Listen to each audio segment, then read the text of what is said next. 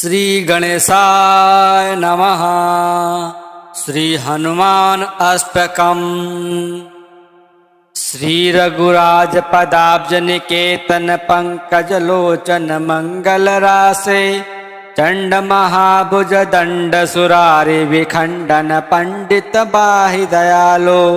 पातकिनं च समुद्धर मां महतामि सतामपि मानमुदारम्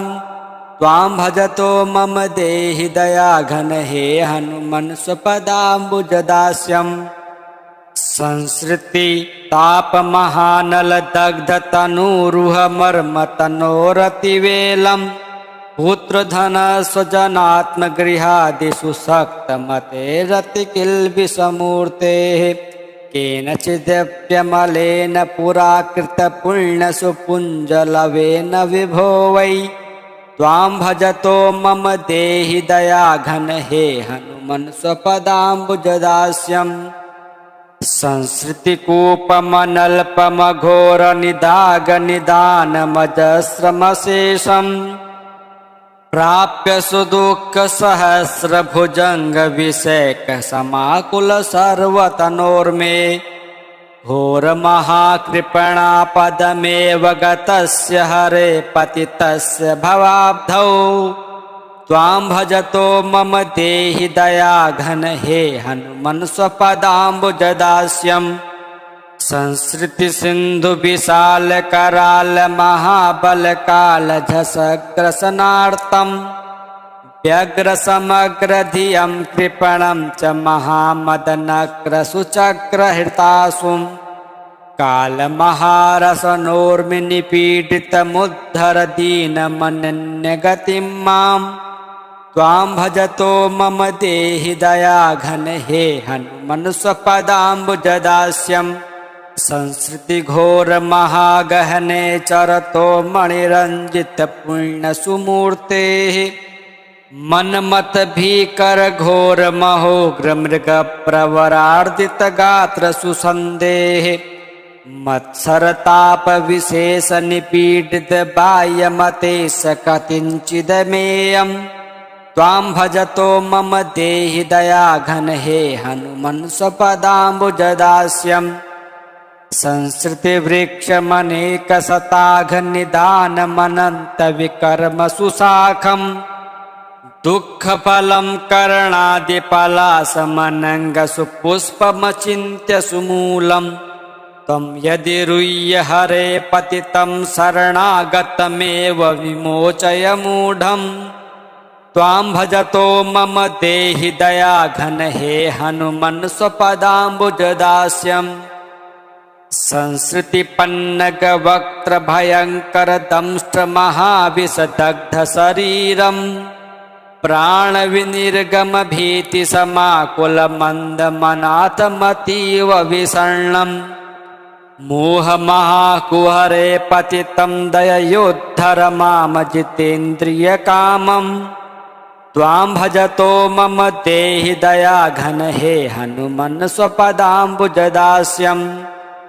इंद्रिय नामक चौर गणैर्हृत तत्व विवेक महाधन राशिम् संसृति जाल निपातितमेव महाबलिभिः विखंडित कायम् त्वदपद पद्ममनुत्तममाश्रितमासु कपीश्वर पाहि कृपालो त्वां भजतो मम देहि दयाघन हे हनुमन् स्वपदाम्बुजदास्यम्। ब्रह्म मरुद्गण रुद्र महेन्द्र किरीट सुकोटिल सत्पदपीठम् दासरथिं जपति क्षितिमण्डल एष निधाय सदैव हृदब्जे तस्य हनुमत एव शिवङ्करमष्टकमेतदनिष्टहरं वै यः सततं हि पठेत् स नरो लभते च्युत राम पदाब्ज निवासम्।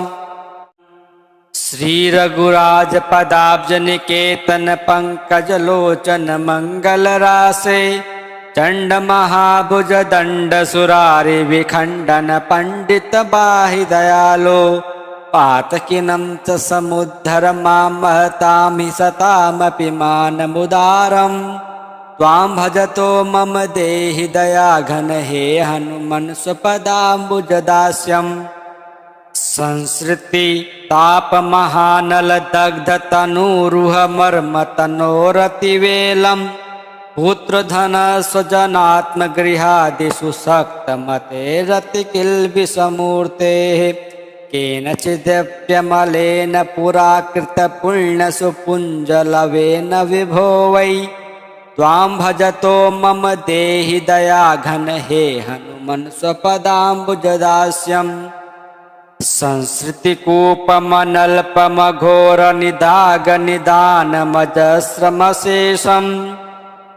प्राप्य सुदुःखसहस्रभुजङ्गविषेकसमाकुल सर्वतनोर्मे घोरमहाकृपणापदमेव गतस्य हरे पतितस्य भवाब्धौ त्वां भजतो मम देहि दयाघन हे हनुमन् स्वपदाम्बुजदास्यम् संसृतिसिन्धुविशालकरालमहाबलकालझषग्रसनार्तं व्यग्रसमग्रधियं कृपणं च महामदनक्रसुचक्रहृतासुं कालमहारसनोर्मिनिपीडितमुद्धर दीनमनन्यगतिं मां त्वां भजतो मम देहि दयाघन हे हनुमन् स्वपदाम्बुजदास्यम् संसृतिघोरमहागहने चरतो मणिरञ्जितपुण्यसुमूर्तेः मन्मथभीकरघोरमहोग्रमृगप्रवरार्दितगात्रसुसन्देः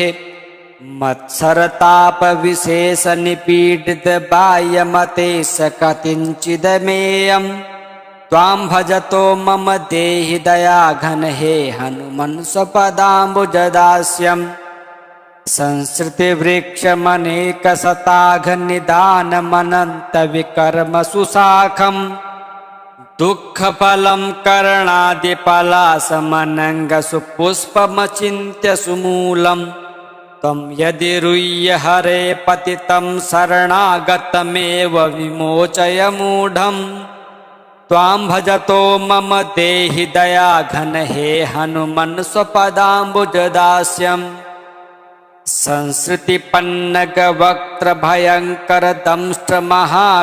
संसृतिपन्नगवक्त्रभयङ्करदंष्ट्रमहाविषदग्धशरीरम् प्राणविनिर्गमभीतिसमाकुलमन्दमनाथमतीव विषण्णम् मोहमहाकुहरे पतितं दययोद्धर मामजितेन्द्रियकामम् त्वां भजतो मम देहि दयाघन हे हनुमन् स्वपदाम्बुजदास्यम्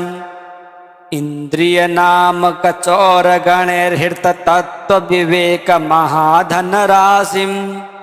संसृतिजालनिपातितमेव महाबलिभिः सविखण्डितकायम् त्वदपदपद्ममनुत्तममाश्रितमाशु कपीश्वर पाहि कृपालो त्वां भजतो मम देहि दयाघन हे हनुमन् स्वपदाम्बुजदास्यम् ब्रह्ममरुद्गणरुद्रमहेन्द्रकिरीटसुकोटिलसत्पदपीठम् दासरथिं जपतीक्षितिमण्डल एष निधाय सदैव हृदब्जे तस्य हनुमत एव शिवङ्करमष्टकमेतदनिष्टहरं वै यः सततं हि पठेत् स नरो लभते च्युतरामपदाब्जनिवासम् श्रीरघुराजपदाब्जनिकेतन पंकजलोचन मंगलरासे चण्डमहाभुज दण्डसुरारि विखण्डन पंडित बाहि दयालो पातकिनं च समुद्धर मां महतामि सतामपि मानमुदारम् त्वां भजतो मम देहि दयाघन हे हनुमन् स्वपदाम्बुजदास्यम् संसृति तापमहानल दग्ध तनूरुह मर्मतनोरतिवेलम् पुत्रधन स्वजनात्मगृहादिषु सक्तमते रतिकिल्बिषमूर्तेः केनचिदप्यमलेन पुरा कृतपुण्यसुपुञ्जलवेन विभो वै त्वां भजतो मम देहि दयाघन हे हनुमन् स्वपदाम्बुजदास्यम् संसृतिकूपमनल्पमघोरनिदागनिदानमजस्रमशेषम् प्राप्य सुदुःखसहस्रभुजङ्गविषेकसमाकुलसर्वतनोर्मे घोरमहाकृपणापदमेव गतस्य हरे पतितस्य भवाब्धौ त्वां भजतो मम देहि दयाघन हे हनुमन् स्वपदाम्बुजदास्यम् संसृतिसिन्धुविशालकरालमहाबलकालझषग्रसनार्तम् व्यग्रसमग्रधियं कृपणं च महामदनक्रसुचक्रहृतासुं कालमहारसनोर्मिनिपीडितमुद्धर दीनमनन्यगतिं माम् त्वां भजतो मम देहि दयाघन हे हनुमन् स्वपदाम्बुजदास्यम् संसृतिघोरमहागहने चरतो मणिरञ्जितपुण्यसुमूर्तेः मन्मथभीकरघोरमहोग्रमृगप्रवरार्दितगात्रसुसन्देः मत्सरतापविशेषनिपीडितबाह्यमते स कथिञ्चिदमेयम् त्वां भजतो मम देहि दयाघन हे हनुमन् स्वपदाम्बुजदास्यम् संसृतिवृक्षमनेकशताघनिदानमनन्तविकर्मसुशाखम् दुःखफलं करणादिपलासमनङ्गसुपुष्पमचिन्त्य सुमूलम् त्वं यदि रुह्य हरे पतितं शरणागतमेव विमोचय मूढम् त्वां भजतो मम देहि दयाघन हे हनुमन् स्वपदाम्बुजदास्यम्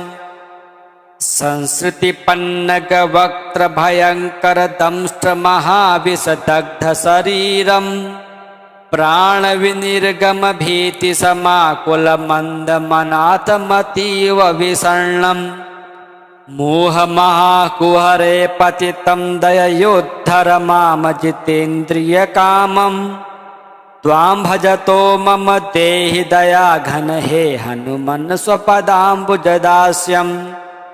इन्द्रियनामकचोरगणैर्हृततत्त्वविवेकमहाधनराशिं संसृतिजालनिपातितमेव महाबलिभिः सविखण्डितकायम् त्वदपदपद्ममनुत्तममाश्रितमाशु कपीश्वर पाहि कृपालो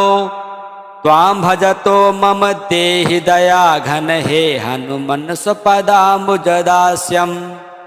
ब्रह्ममरुद्गणरुद्रमहेन्द्रकिरीटसुकोटिलसत्पदपीठम् दासरथिं जपतीक्षितिमण्डल एष निधाय सदैव हृदब्जे तस्य हनुमत एव शिवङ्करमष्टकमेतदनिष्टहरं वै यः सततं हि पठेत् स नरो लभते च्युतरामपदाब्जनिवासम्